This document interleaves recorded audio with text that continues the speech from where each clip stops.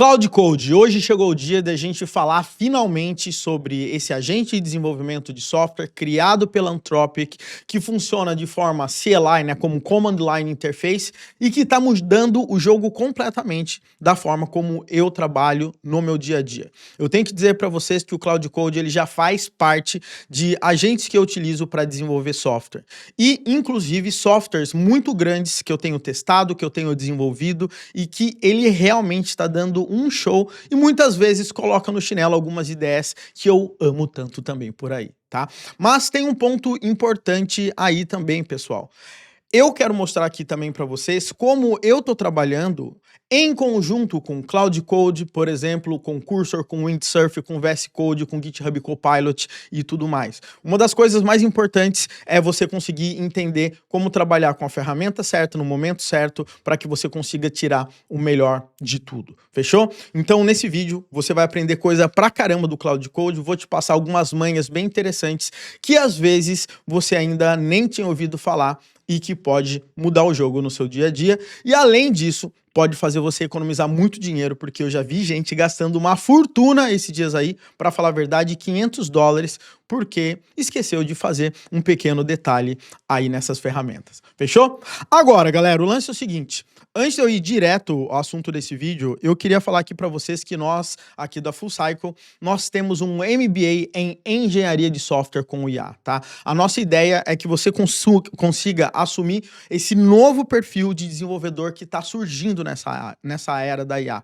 Ou seja, um desenvolvedor que consegue ser muito mais produtivo, mas também um desenvolvedor que vai estar preparado cada dia mais para criar as novas gerações de aplicações nos dias de hoje, que são aplicações que são integradas com IA e também agentes de IA de verdade, tá? Não é uma pequena automação ou instanciar um SDK, sei lá, da OpenAI, do Gemini, para você fazer um code completion ou qualquer coisa desse tipo. Tá? Então, super recomendo que você dê uma olhada, tô colocando o link aí na descrição desse vídeo, clica, bate um papo com a nossa equipe, sem dúvidas vai ser um MBA que vai ser bem transformador aí para sua carreira. Então dá uma olhada porque a gente tem muita, mas muita coisa bacana, convidados especiais e ele é um MBA feito para desenvolvedores, nada de machine learning, treinamento de modelos, é feito para desenvolvedor. Fechou?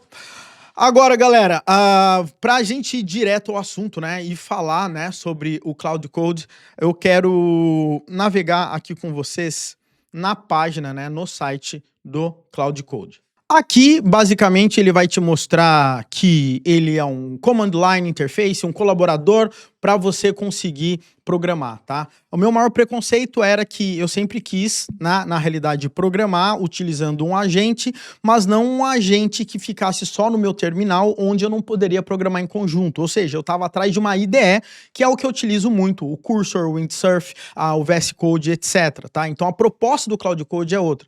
O grande ponto é que existem formas bem interessantes de você trabalhar com o Cloud Code em conjunto com a sua IDE, e é isso que eu vou mostrar aqui também para você, tá? Com pontos importantes para você se ligar. Na hora que você vai instalar o Cloud Code, tá? Vai cair na documentação, ele é bem simples de usar, você vai dar um npm install, vai rodar aqui no seu terminal, ele vai instalar bonitão aqui para você. Você vai dar um cloud dentro do diretório que você quer programar, ele vai abrir e você vai estar feliz. Pela primeira vez, você vai ter que fazer um login, tá? E é aqui que eu acho que é a maior pegadinha. Muita gente, eu já fiz isso, mas eu tenho um amigo que esse tempo atrás gastou mais de $500, acabou utilizando aqui, né, a API Key da Anthropic, que vai te cobrar por token. E isso acaba sendo muito mais caro do que você assinar um próprio plano da Anthropic, tá? A Anthropic, ela tem planos que vão de $20, que é o plano Pro, até os planos Max, que tem de $100 e $200, se eu não me engano, pelo menos no momento da gravação desse vídeo. Então, se você chegar aqui, quer ver, deixa eu mostrar aqui para vocês rapidinho, você vai ver que eu tenho aqui pricing, tá? E no pricing aqui, né, eu posso usar de graça o Cloud, mas com algumas limitações, e a versão Pro né, nesse caso aqui, você pode utilizar o Cloud Code, mas você vai ter grandes limitações em relação à quantidade, a limite de uso, vamos dizer assim, né? Você vai bater rápido aí num rate limiting, mas ainda assim dá para você fazer utilizações, vamos dizer, ocasionais ali com o plano Pro. Se você não é um heavy user, você pode usar o Cloud Code na boa utilizando o plano Pro. Ou ele pode falar para você ir para o plano Max dele, que é um plano que começa a partir de $100, tá? Eu assino o plano Max de $100, onde eu tenho basicamente 5 vezes mais possibilidade de utilização do que o plano Pro, né? Pelo menos no momento dessa gravação. E ainda eu também tenho acesso, por exemplo, ao modelo Opus, né, do Cloud, que é um modelo, vamos dizer assim, mais poderoso que ele tem ao invés do Sonnet padrão ali, do Sonnet 4 que ele está utilizando, tá? Então o plano de $100, ele faz com que você, no dia a dia, você trabalhe quase que de forma ilimitada, sem ficar batendo ali no rate limiting dele e etc, tá? Obviamente, se você for usar o Opus, né, ele consome muito mais, né, do seu plano, vamos dizer assim, logo você pode bater no rate limiting maior, mas se você assinar o plano de $200, quer ver, se eu não me engano eu tenho aqui, ó, Max, aqui, ele te dá 20 vezes mais utilização. Aí você vai realmente estar bem ilimitado, até mesmo na utilização do Opus, o modelo Opus, tá? Mas tá aqui, tá?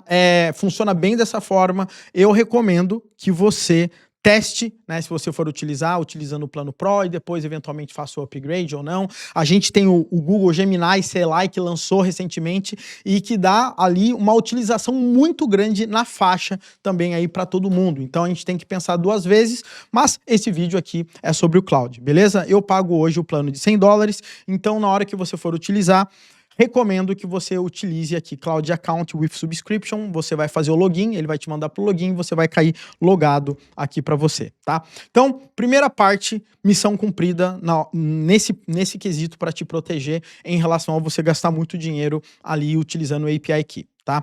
Segundo ponto que eu queria trazer aqui para você é que é aquilo que eu falei. No início, eu falava, poxa, eu não vou usar uma ferramenta de CLI para eu programar, já que eu não vou poder programar. Eu quero trabalhar em conjunto. Mas, se eu pegar, por exemplo, o Cursor aqui, tá? Eu tenho um servidor MCP que eu desenvolvi aqui e vamos imaginar que eu quero trabalhar com o Cloud Code. Eu posso fazer algumas coisas aqui bem interessantes no final das contas. Primeira coisa é que eu posso abrir o meu terminal aqui embaixo e digitar Cloud. E se eu faço isso, o que vai acontecer? Vai abrir o meu Cloud Code aqui, eu posso ir falando com ele, ele vai alterar meus arquivos, eu posso clicar, ver meus arquivos, trabalhar aqui com ele, e eu vou estar, vamos dizer assim, feliz da vida para trabalhar com o meu Cloud Code, ou seja, é como se eu estivesse trabalhando com Cursor, tá? Agora, tem uma coisa bem interessante que você pode fazer, tá? E que eu recomendo. Se você for no seu VS Code, no Cursor, qualquer ferramenta que é fork do Visual Studio Code, você pode ir aqui na parte de extensões e buscar aqui por Cloud, tá? Cloud Code. Inclusive, eu tenho que restartar aqui a minha extensão. Esse cara, ele vai conectar o seu VS Code, a sua IDE, tá? Com o Cloud Code. E daí o que vai acontecer no final das contas? Você vai trabalhar de uma forma mais integrada. Eu vou mostrar isso para você agora e é aí que eu acho que tá a grande sacada do dia a dia para você trabalhar com essa ferramenta. O que eu vou fazer vai ser o seguinte, eu vou abrir um arquivo aqui qualquer, vou abrir, sei lá, meu readme.md. Beleza? Então, nesse meu readme.md, tenho documentação e etc, mas se você olhar aqui, eu tenho, né, deixa eu mudar minha tela para cá. Se você ver aqui, ó, eu tenho o Run Cloud Code aqui nesse momento. Se eu clico nesse cara, você vai perceber que ele vai abrir esse cara aqui do seu lado, tá? E se ele não abrir do seu lado, você pode ir e ajustar, mover o terminal como um painel e coisas desse tipo, né? Normalmente eu também costumo dar uma pinada nele aqui, para ele ficar aqui preso de forma geral. E agora, deixa eu diminuir aqui o meu zoom somente para você ver melhor. Eu estou aqui mais ou menos como eu tô com o Cursor, né? Se eu quiser, quando eu trabalho com o Cursor, no final das contas, eu abro esse pane aqui, né? E eu falo com o Cursor aqui, tá? E se eu quiser trabalhar com Cloud Code, no final das contas, eu trabalho com ele aqui. Então é como se eu estivesse trabalhando, entre aspas, com uma IA normalmente aqui na minha IDE. E isso aqui acaba mudando o jogo. Então, segundo ponto importante, depois da instalação aqui, você vai dar um /IDE aqui na frente, tá? Quando você dá um Enter, ele vai buscar as ideias que você tem instalado ou que estão abertas no momento. Nesse caso, eu estou com o cursor aberto, ele vai ver qual que é o projeto que eu estou aberto aqui para mim. Né? Nesse caso, é esse projeto do Cloud Code que eu estou trabalhando. Eu seleciono esse cara e você já vai ver aqui ó, que apareceu IDE Connected aqui para mim. Então, significa que tudo que eu fizer aqui, ele sabe né, no contexto do que está acontecendo aqui na minha IDE e as coisas agora ficam mais integradas para eu conseguir trabalhar. Bacana? Feito essa integração entre aspas com a IDE, é importante você se ligar que o Cloud Code, ele utiliza tá, um arquivo chamado cloud.md para colocar as regras, as memórias dele, das coisas que você quer que ele sempre siga essas instruções. Então, para fazer isso, é muito parecido com Cursor Rules e coisas desse tipo. Você pode criar o seu cloud.md ali no seu computador normal, escrever as suas regras e tudo mais, ou você pode pedir para ele fazer algo um pouquinho diferente. Você pode dar um /init, tá? E o init, o que ele vai fazer no final das contas? Ele vai inicializar o seu projeto, ele vai ver o seu codebase e coisas desse tipo, tá? E vai gerar o cloud.md baseado no que ele conseguiu ver, vendo o seu readme, vendo todo o restante do seu código, tá? Então essa é uma opção que se você estiver partindo de um projeto do zero e você não tem essas coisas, você pode dar um init para você não ter que partir do zero, tá? Então, basicamente isso, você dá um /init, eu vou dar aqui pra gente ver. Ele demora um pouquinho, então assim que eu der, eu posso dar um pause pra gente voltar. Uma coisa só pra você entender, eu tô com um repositório oficial do MCP aqui dentro do meu projeto, tá? Depois eu te falo por que eu faço isso às vezes. Mas o que eu posso fazer é, eu posso até passar um comando aqui pra ele que é o seguinte, ó, inicialize, lendo todo o projeto, mas apenas ignore a pasta MCP SDK repo, pois ela contém o repositório completo do MCP oficial que eu uso como base. Mas anote isso para você saber quando precisar pesquisar melhor.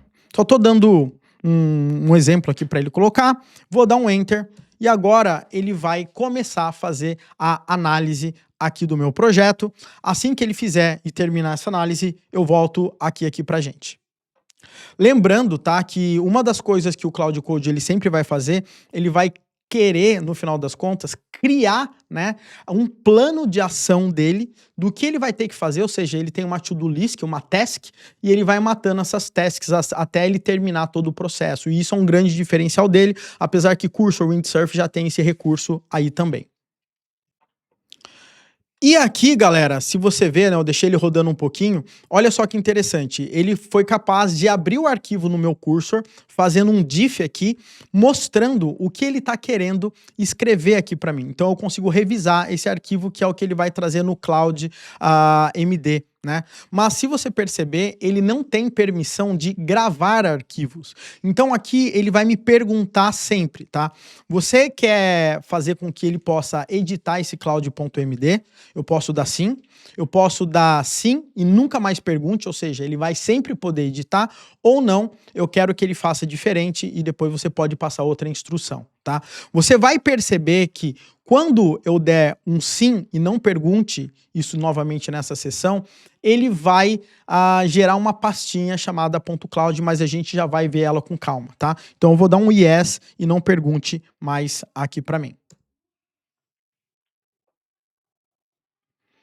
E prontinho, até que não demorou muito, ele gerou o meu, no final das contas, o meu cloud.md. Nesse cloud.md, se você perceber, tá?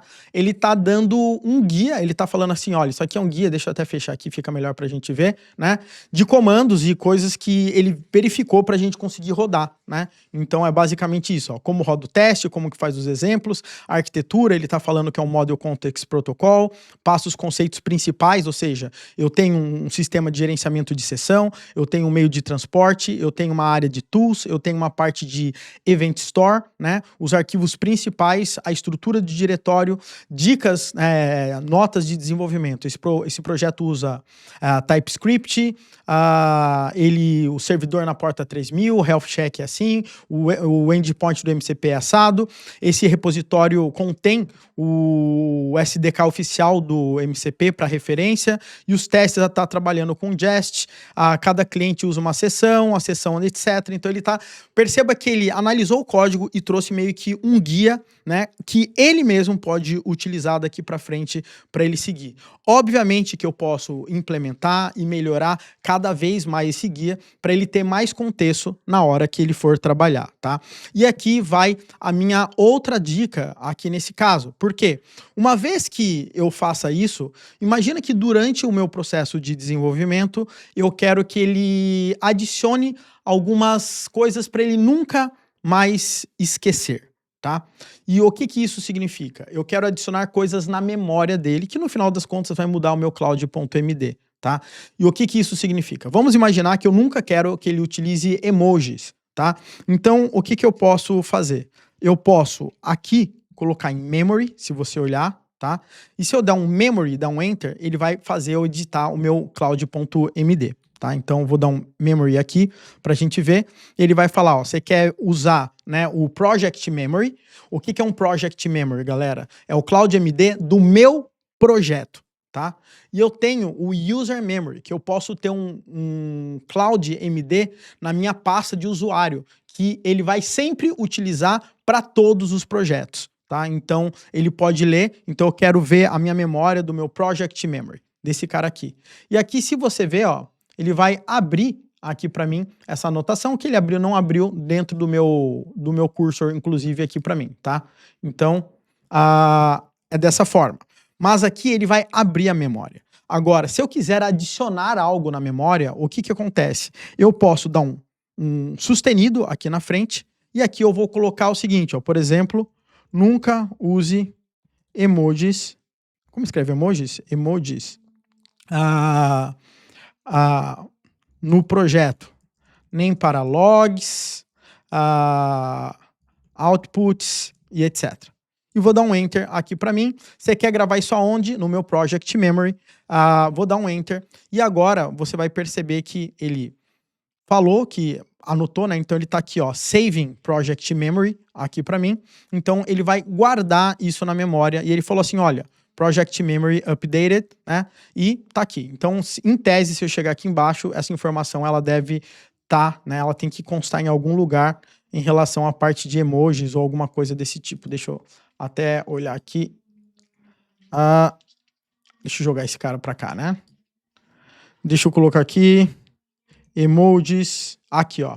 Nunca use emojis no projeto, nem para logs, outputs, etc. Então, esse cara, toda hora que eu ver algum comportamento dele, eu posso chegar e falar para ele, olha, você não vai mais usar emojis ou fazer qualquer coisa aqui desse tipo. Então, outra coisa importante é a parte, então, de memória que a gente acabou de falar. Outra coisa importantíssima, pessoal, é a parte de MCP. Por quê? Porque o Cloud Code, ele possibilita que você trabalhe com servidores MCPs, tá? Então, se você digitar MCP, tá? Ele vai falar para você gerenciar os seus servidores MCP. Quando eu der um Enter aqui, ó, ele tá falando que eu tenho um MCP Server conectado aqui para mim. E isso é porque eu tenho, de fato, tá? A configuração de um servidor MCP configurado de forma global no meu projeto, tá? E eu vou te mostrar como que você pode fazer, né, para configurar tanto o global como naquela seção ali do seu próprio cloud, tá? Então, como é que funciona, galera, para você trabalhar em relação à parte de MCP? Funciona da seguinte forma, tá? Toda vez que você quiser adicionar um servidor MCP, tá? Ele vai sempre falar para que você utilize o cloud, como se diz, o CLI do cloud mesmo, tá? Ou seja, não do Cloud Code, do cloud. E se você digitar cloud MCP, você vai ver que opa, pera um pouquinho. Calma aí que eu fiz besteira, calma. Deixa eu dar um clear aqui. Basicamente, você vai fazer o seguinte, tá? você vai digitar Cloud MCP. Se você colocar "-h", ele vai te dar um help aqui para você, tá? E aqui você pode remover servidores MCPs, listar servidores MCPs, adicionar servidores MCPs e, inclusive, se você usa o Cloud Desktop, o que acontece? Você vai ter, né, você pode importar os servidores MCPs do Cloud Desktop, tá? Então, se eu der aqui, por exemplo, deixa eu colocar aqui, aumentar a fonte, Cloud MCP list, ele vai listar que eu tenho esse MCP Docker aqui, que esse é o comando do meu MCP Docker. Somente para você saber, o MCP Docker, da forma como eu estou utilizando, ele permite com que o Docker gerencie todos os servidores MCPs que eu tenho no Docker MCP Toolkit, tá? Então, vamos imaginar que eu quero remover esse cara, apenas para a gente conseguir fazer a inserção de um MCP do zero. Então, vou dar um Cloud MCP Remove, vou passar o MCP Docker aqui que eu quero remover, e beleza. Foi pro saco esse cara. E agora, o que eu vou fazer? Eu quero adicionar de novo o meu MCP. Então, eu vou dar aqui um Cloud MCP Add, vou colocar o nome do meu MCP, que é MCP Docker, e vou passar qual que é o comando que eu quero que ele execute para esse MCP funcione. Então, eu vou dar um Docker MCP Gateway Run, que é o comando, e ele vai falar agora que ele acabou de adicionar esse meu servidor MCP. Então, quando eu chego aqui e digito Cloud, tá? E eu nem tô mais lá naquela tab pinada, o que acontece? Se eu digitar /MCP, você vai ver que eu tenho um servidor MCP aqui listado aqui para mim, ó, que é o Docker conectado, tá? Então, por exemplo, se eu perguntar quais são os containers que eu tenho rodando, né?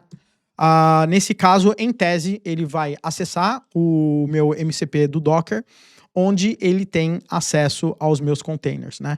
Então, na realidade, aqui ele nem tá chamando. Deixa eu dar um ESC aqui. Vou até falar o seguinte: use o MCP Docker para ver os comandos, os containers rodando.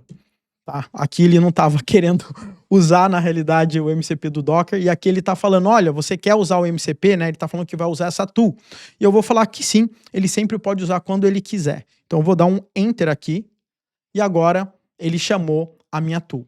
Mas nesse momento, algo aconteceu. Ele falou que eu tenho apenas um container rodando aqui para mim. Ou seja, ele utilizou o meu servidor MCP. Então vimos, de forma geral, como é que funciona a ideia de servidor MCP aqui com o Cloud.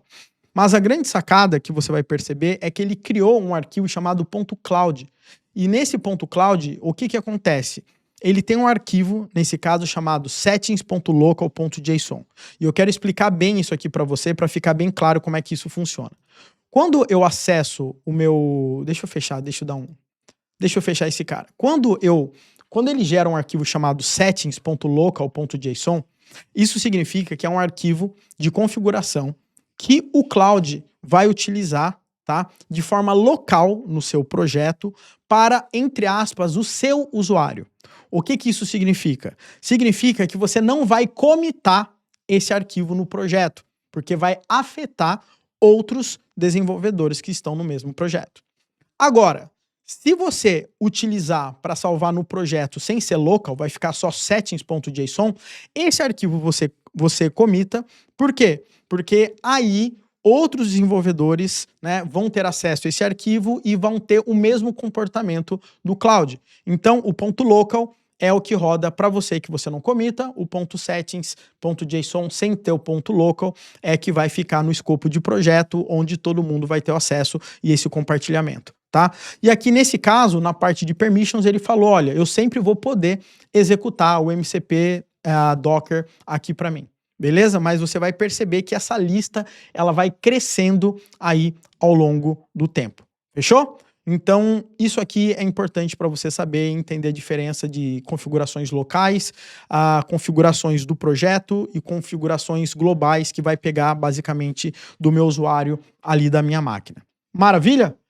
Então, galera, a gente falou de memória, a gente falou sobre a parte de subscription, a gente falou sobre o Cloud MD, né? A gente falou sobre o init, mas também tem algumas coisas que são importantes que você consiga se ligar, tá? Que é o seguinte, a modo de como que você pode ajudar o Cloud a se planejar na hora de ele trabalhar. Como é que funciona no final das contas? Deixa eu botar ele aqui para rodar de novo, vou diminuir o zoom aqui para eu conseguir enxergar menor, espero que você consiga enxergar bem. E o lance é o seguinte, toda vez que eu abro o Cloud e eu peço para ele fazer alguma coisa, ele pode estar num momento de escrita ou de planejamento. O que que isso significa no final das contas? Se ele está num modo de que ele já pode escrever, você vai pedir para ele fazer algo e ele já vai pensar, vai raciocinar, organizar um plano dele ali e já vai sair alterando. Mas muitas vezes, tá? Eu quero que ele faça um plano para eu analisar e eu vou discutindo com ele até eu ter certeza que ele vai conseguir desenvolver esse tipo de ferramenta, tá? Então, por exemplo, eu quero fazer o seguinte, uma das coisas que você pode fazer, tá? É dar um Shift Tab, tá? E quando eu dou um Shift Tab, você vai ver aqui, ó, que tem Auto Accept Edits, tá? Ou Plan Mode On. Tá? Então, normalmente, o que você vai querer fazer de forma geral, tá? É usar um Plan Mode On para que ele consiga planejar as tarefas, você ajustar o que ele vai fazer para depois você pedir para ele executar. Por exemplo, eu vou falar o seguinte aqui para ele.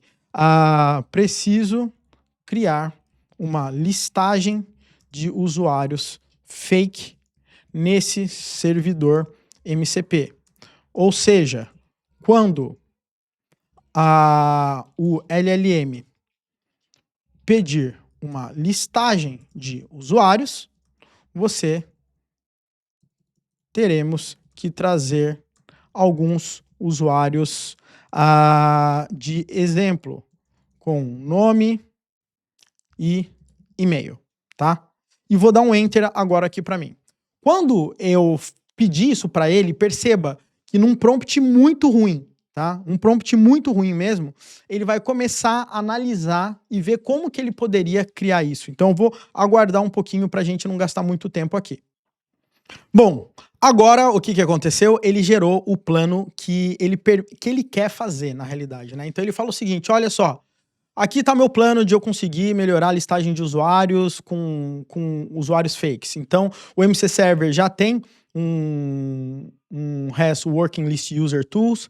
Atualmente, ele contém 3 usuários básicos, Alice, Bob e Charlie.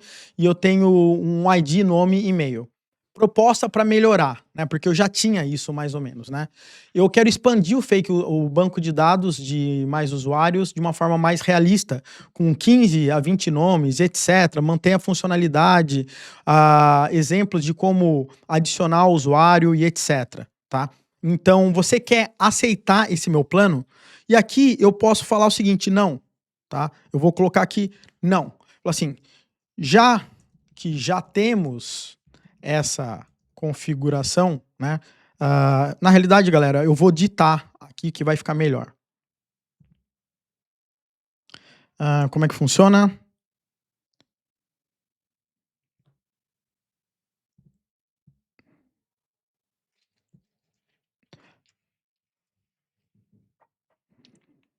Tenho que apertar meu dict aqui. Já que você já tem o recurso de listar usuários, vamos fazer com que nós tenhamos uma funcionalidade de remover usuário utilizando o e-mail. Então, crie um plano para isso. Vou dar um Enter agora aqui e vamos aguardar ele fazer um novo plano aqui para mim. E nesse momento, isso aqui vai me ajudar, porque ele vai ler e a gente vai criar mais um plano aqui pra gente. E agora ele criou mais esse plano, que é o seguinte, olha só. Existe já uma ferramenta Batch User Operations que já tem o delete, mas pelo User ID, né, onde tem essa estrutura. A implementação que ele quer propor aqui pra gente.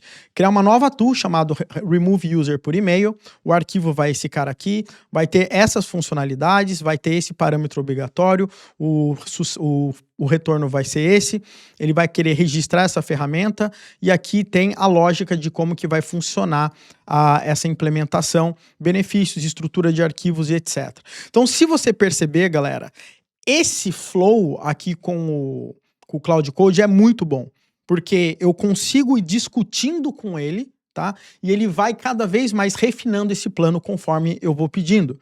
E agora, o que eu posso fazer? Eu posso continuar planejando e pedir para ele melhorar isso, ou eu posso fazer o seguinte, tá? Pode começar a fazer isso, né? Aceitando automaticamente as edições, ou para cada coisa que você fizer, né, nesse caso 2, eu quero aprovar. Então vai depender de o quão granular você quer ter o controle em relação ao cloud aqui. Então o que eu vou fazer agora aqui para ele? Eu vou dar um yes para ele começar esse processo de desenvolvimento. E agora aqui ele começou, perceba que ele vai mostrando o tempo todo o quanto que ele vai gastando de token e logo logo a gente já vai chegar num outro recurso, num outro ponto que eu tenho que explicar para vocês que é super importante e que muda completamente o resultado final na hora que você começa a trabalhar. Mas vamos esperar um pouquinho ele chegar aqui no processo de desenvolvimento e eu já volto. Lembrando, pessoal, estou sempre pausando para a gente não ficar muito tempo aqui vendo o Cláudio programar para a gente. Pessoal, e tem uma coisa agora aqui que se você perceber, tá? Se você olhar aqui, update to-dos que ele tem, ele criou a ferramenta, registrou a ferramenta, agora ele tem que testar a funcionalidade. Para ele testar a funcionalidade, ele tem que rodar um comando no bash dando um npm run build. E o grande ponto agora é que ele vai me perguntar, você permite com que eu rode esse comando? Então perceba, para cada tool que ele vai trabalhar, mesmo com bash, fazendo todas essas chamadas, ele não tem permissão de execução. Então ele vai te perguntar. Mas daí você tem uma opção de falar o seguinte, olha, eu quero que você sempre me permita executar esse comando para eu não te ficar perguntando toda hora. E quando eu falo que sim, tá? Que é o que eu vou fazer agora, olha só o que acontece nesse caso aqui. Esse arquivo settings.local.json, ele falou o seguinte, olha, eu quero permitir que ele rode o bash com o npm run build independente do parâmetro. Então significa que a partir de agora ele não precisa mais pedir para eu dar um run build. Mas olha só que interessante. Agora ele está falando, eu posso pedir, né, eu posso rodar o run dev aqui para mim como comando e daí eu posso falar um yes. Ou, se eu quiser, o que eu posso fazer? Eu posso colocar, por exemplo, um npm run, ***, e daí, em tese, ele vai poder rodar tudo que ele quiser, né? O meu autocomplete aqui me deixou aqui na mão, né? Ele quis pular para outra linha. Então, eu posso fazer isso aqui também. Eu vou dar um yes. Outra coisa, se eu não me engano, ele tem que se reexecutar para ver essas permissões. Nem toda hora ele olha essas permissões, tá? Então, eu vou dar um enter aqui para mim, tá? E ele vai perceber que ele adicionou esse comando, mas de forma geral eu dei um run, né? Espero que nas próximas vezes ele não precise. E agora perceba que ele começa a rodar e tudo mais e etc. aqui pra gente.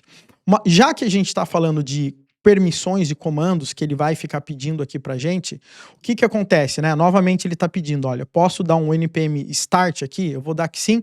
Provavelmente ele não releu essa lista, né, de atualizações aqui. Eu vou dar que sim, que ele pode permitir, onde ele vai querer dar um npm start para rodar o servidor aqui para mim. Mas o que acontece é o seguinte, se eu der um barra agora aqui, tá? E olhar que eu acho que é permissions aqui, o que vai acontecer? Tem que dar um barra permission aqui para mim. É que isso aqui entra numa fila de processamento enquanto ele está executando outros comandos aqui, tá, galera? Então, isso aqui é um ponto importante para você saber também. Uma outra coisa que acaba sendo uma pegadinha e que você acaba gastando um super tempo quando você está trabalhando com essas ferramentas é o seguinte. Quando ele executou o npm start, o que acontece naturalmente aqui com o bash dele? Vai travar, então ele não vai continuar conseguindo rodar, ele está esperando esse negócio rodar. Então, quando a gente cai numa situação dessa, o que vai acontecer, né? Simplesmente, ele vai ficar emperrado aqui um tempão. Quando acontece alguma coisa desse tipo, ou que você quer que ele pare, você dá um ask, tá? E ele vai parar essa edição. E aqui eu posso até falar para ele, olha, você travou a execução quando rodou o npm o start, porque ele trava o terminal. Talvez seja melhor rodar em background. E vou dar um enter aqui para ele. E Vou mandar ele continuar, nem pedir para ele planejar nada disso. Mas isso aqui é uma outra pegadinha que acaba caindo aqui e logo logo a gente já volta com mais detalhes. Aqui ele também está pedindo permissão, tá, de dar um PQ, ou seja, caso ele queira matar o servidor, caso ele precise reiniciar o servidor naqueles momentos. Então vou dar um yes e ele vai ter a permissão de executar esse comando aqui, ó, PQ, aqui no bash. E agora ele fala, eu posso rodar o npm start com esse comando, né? Eu falo assim que sim, pode rodar. E agora ele vai executar o comando aqui para mim e vou aguardar um pouquinho agora para ver como é que vai ser essa execução. Obviamente ele deu um E comercial na frente. Quando dá um E comercial, o que acontece? O terminal não trava, essa tarefa vai para background. E ele fez o mesmo erro, mais ou menos a mesma coisa, só para você saber. E daí eu falei, ainda assim você travou? Ele falou, você tá certo. Ele verificou que o servidor estava funcionando usando o curl. Ele falou que o servidor estava funcionando. E aqui ele fez um teste para ver se a minha aplicação está funcionando aqui. Ele quer ver se ele pode executar aqui para mim. Então eu vou dar um yes e ele vai tentar fazer esse teste. Então perceba, galera, que o que está acontecendo aqui é diversas chamadas de ferramentas que ele vai fazendo e ele vai pedindo permissão. Nesse caso, olha só, ele está querendo remover um arquivo de teste que ele criou para verificar se estava tudo funcionando. Então, eu quero que ele sempre possa dar um RM, então eu vou falar que não, eu deixo só dessa vez, isso aqui eu quero supervisionar aqui de perto. Tá? Então, tá aqui uma outra forma de você ter um pouco mais de controle do que está acontecendo aqui com ele. Então perceba agora que ele está, em tese, terminando toda a parada e ele falou, ó, acabei de fazer a minha tarefa e tá tudo de boas aqui para mim.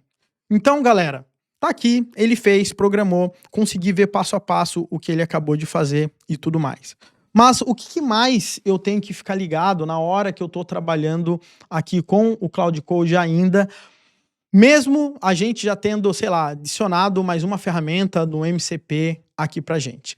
Uma das coisas que você tem que se ligar sempre é que conforme você vai usando, né, você vai usando mais tokens e isso vai tendo a nossa janela de contexto, ou seja, o Cloud ele tem em torno, acho que 200 mil tokens. Conforme essa janela ela vai enchendo, o que vai acontecer ao longo do tempo? Ele vai começar a esquecer as coisas que ele fez lá atrás, porque ele vai perdendo o histórico. Então, o que você vai perceber é que conforme você for utilizando o Cloud Code dentro de uma sessão, você vai ver que vai começar a aparecer a partir de um determinado momento quantos porcentos, tá, já foi utilizado da janela de contexto antes dele fazer uma compactação. O que é compactação no final das contas? Para ele não perder as informações anteriores, o que ele vai fazer? Ele vai analisar tudo que ele fez e vai criar como se fosse um resumo do que já foi feito, uma sumarização, pelo menos para ele não perder informação. E daí ele limpa a sua janela de contexto e ele continua a partir dali. Mesmo ele fazendo isso, que é algo bem comum hoje em dia quando você trabalha com o IA, você nunca vai ter o mesmo resultado como se ele tivesse a janela completa de contexto. Então, a dica que eu dou aqui para você é, terminou uma tarefa e etc., cara, abre uma nova janela para que você não tenha essa perda de contexto, tá? E uma coisa que você tem que sempre saber é, sempre trabalhe com documentação, com design docs, com planos de ação, de formas totalmente claras, como se cada vez que você abrisse o Cloud Code, você não tivesse que, de forma geral, no final das contas, partir tudo do zero, tá? Então, tá aí uma dica para você. E se você quiser compactar, você pode dar um /compact, se eu não me engano, ó, /compact, e você vai limpar o histórico da conversação, mas vai gerar um resumo no contexto ali pra gente, tá? Então, isso aí é importante, mas ele faz isso automaticamente se a janela de contexto dele ficar grande. E agora, galera, eu acho que eu vou te mostrar um dos recursos que eu acho mais bacana que o Cloud tem e que eu uso demais. E esse eu uso demais mesmo, que é a parte de commands, tá? Basicamente, o que acontece? Muitas vezes eu quero que ele execute determinadas ações sempre do mesmo jeito ou que essas coisas facilitem mais a minha vida quando eu quero fazer algo. Então, eu vou dar um exemplo aqui para vocês. Eu tenho aqui no meu cursor, tá, um notepad com um prompt, tá? E normalmente esse prompt é um prompt que eu uso, que eu faço com que o meu agente ele se comporte de um jeito, ele cria um plano de alto nível, um plano de baixo nível, que ele use um determinado workflow. Assim, tem diversas instruções, é um prompt baseado em um dos prompts que a OpenAI lançou. Então, basicamente, aqui eu tenho bastantes instruções. Mas já pensou todas as vezes que eu tenho que falar com o Claude, eu tenho que necessariamente, no final das contas, ficar copiando e colando esses caras aqui?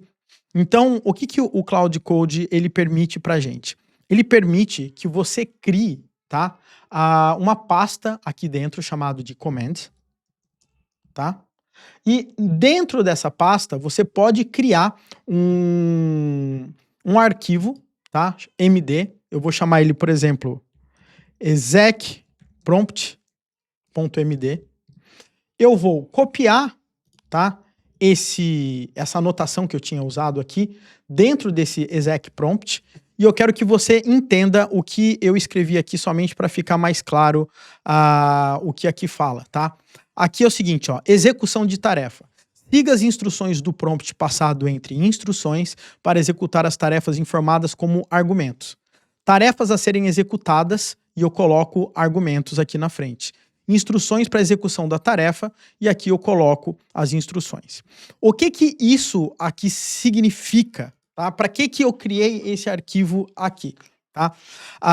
Basicamente, o que isso faz no final das contas é eu poder, tá, executar esses comandos como se fosse um arquivo MD, como se o meu MD fosse um comando shell script, por exemplo, dentro do Claude para ele executar algo aqui para mim. Por exemplo, tá? Eu vou fechar essa sessão, tá? Vou abrir uma nova sessão aqui com o Claude. E agora, o que você vai perceber? Que eu tenho um novo comando. Se eu colocar barra, você vai ver que eu tenho aqui, ó, execprompt, execução de tarefa aqui para mim. Então, o que acontece? Ele pega essa primeira linha como descrição. Então, quando eu coloco execprompt, eu posso falar qual é a tarefa que vai entrar aqui como argumento. E a minha tarefa, aqui nesse meu caso, é, né? A minha tarefa, nesse caso aqui, vai ser... Deixa eu colocar como um modo de planejamento. Vai ser remover usuários do servidor MCP em batch, onde eu passe uma lista de e-mails a serem removidas, tá? Então, vou dar um enter agora aqui para mim. E o que ele vai fazer aqui nesse caso, né? Ele já pode sair executando a minha aplicação, ou ele já pode entrar no modo de planejamento, mas nesse meu caso aqui, ó, já vou pedir para ele não vou nem colocar nada aqui para ele, já vai entrar como um padrão na execução desse comando. Quando eu der um enter agora aqui, ele está executando esse meu MD. Olha só que muito louco, eu tenho um arquivo Markdown que executa tarefas aqui para mim. Então, olha só que interessante, eu vou executar esse cara baseado no seu contexto fornecido com o Claude, eu vou seguir estratégia de alto nível, compreender, investigar, desenvolver, implementar, testar. É exatamente todas as etapas que eu passei aqui nesse prompt aqui para ele. E baseado nisso, ele fez a to-do list e agora... Baseado nessa to-do list, ele está começando a fazer a minha tarefa. Galera, isso pode servir para qualquer coisa que você quer fazer no Claude. Ou seja, execute um commit nesse padrão. Ou faça uma leitura desse arquivo para fazer essa validação. Ou faça uma verificação de segurança baseado nisso. Então, eu posso criar diversos arquivos MD, colocar /security check. E daí ele vai fazer um security check baseado em todas as instruções que você tem no seu arquivo.md. Então esse aí, galera, é um recurso extremamente poderoso que você, sem dúvidas, vai querer utilizar. Eu utilizo muito, nossa, e salva um tempo danado aqui para mim, tá? Eu vou pedir para ele parar aqui, porque eu não quero que ele desenvolva, mas eu queria mostrar esse recurso aqui para você. Por último, pessoal, apesar de ter mais recursos do Cloud Code, eu queria mostrar um recurso que ele lançou, pelo menos recentemente agora, que é a parte de hooks, tá? Essa parte de hooks é algo muito, mas muito importante. Por quê? O que acontece é o seguinte, apesar de nós termos o nosso cloud.md aqui, né, esse arquivo, ele é como se fosse uma guideline, ele vai ler esse arquivo aqui e vai tentar sempre seguir baseado, usando esse arquivo como contexto. Mas você não tem garantia que ele vai fazer aquilo que esse arquivo está pedindo. Por exemplo, nunca use emojis. Pode chegar que em algum momento ele vai colocar um emoji ali, eu vou ficar bravo, mas é o que é. Mas pelo menos eu dei mais contexto para ele.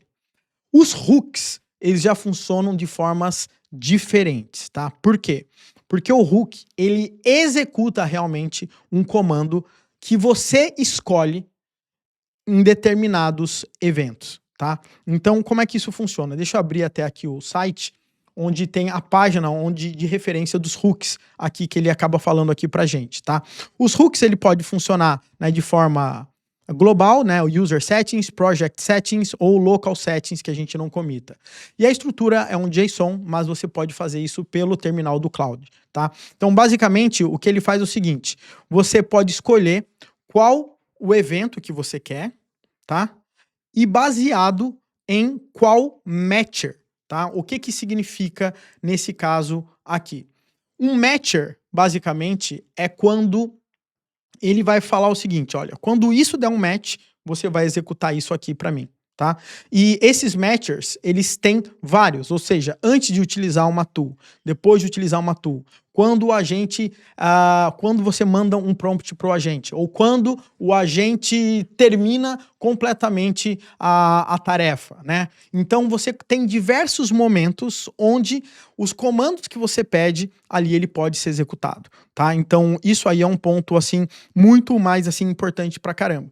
Então, por exemplo, vamos imaginar que toda vez que ele termine a execução, eu quero que ele rode todos os testes. E se os testes não forem executados, e se os testes não passarem, ele vai ver que deu um erro e ele vai continuar o processo de execução para tentar entender qual o erro que aconteceu ali pra gente. Então a gente consegue realmente forçar esses eventos para que tudo seja realmente executado. Então, por exemplo, se eu chegar agora aqui e eu vou dar um /hooks, tá? Eu vou dar um enter e ele já deixa claro aqui para mim, olha, vai ter execução de script na sua máquina, então seja responsável. E aqui ele traz qual é o evento que você quer que o hook seja desenvolvido, tá? Então, o que que isso significa? Significa o seguinte, pode ser em pre-tool use, ou seja, antes de uma execução de uma ferramenta, né? Então pode ser desde uma ferramenta de editar, uma ferramenta de escrever, uma ferramenta de as diversas ferramentas que ele tem, na realidade, você pode entrar aqui, ele mostra as ferramentas que ele acaba tendo. Quer ver? Tem a parte de ferramentas que ele vai, que ele acaba trabalhando, tá?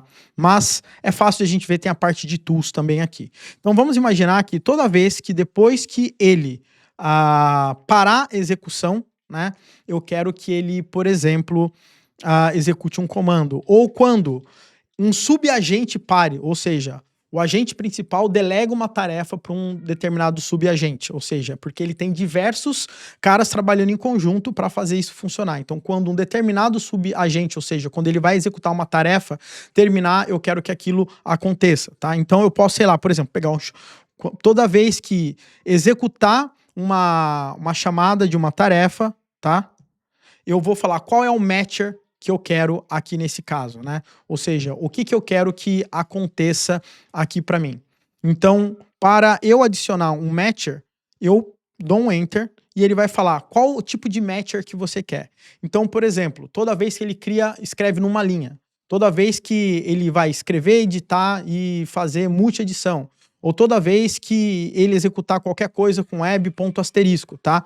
Ou, se eu não me engano, tem um matcher chamado task, que toda vez que for uma tarefa e for terminado de executar, eu tenho esse cara, né? Então, eu posso fazer alguma coisa desse tipo.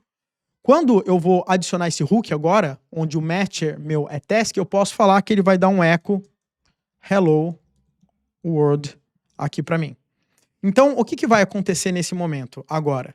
Eu vou salvar e eu vou falar aonde que eu quero que esse hook seja salvo. Local, né? Onde não vai ser comitado, no meu projeto de forma geral ou no user settings. Eu vou colocar local e pronto. Agora eu tenho um hook, tá? Que vai ser executado dando um hello world.